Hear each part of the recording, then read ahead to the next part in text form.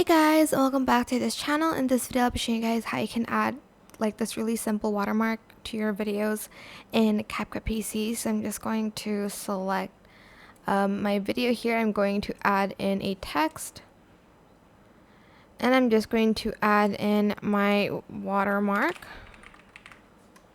You can type in anything, you can type in a logo, you can use any font you want for this, of course. For instance, this one. I'm just going to make it kind of small here. And I'm going to scroll down until I see opacity. And I'm just going to make the opacity really small. I'll use like another font so you can see it a little bit better. But you can just basically place it anywhere.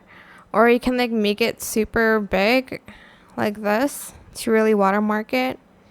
And you can adjust the opacity here so it's not really in the way, but you still can see the writing. You can see a little bit here, but yeah, that is it. I hope this tutorial is helpful for you guys. Don't forget to like, comment, share, and also subscribe to this channel if you haven't done that already.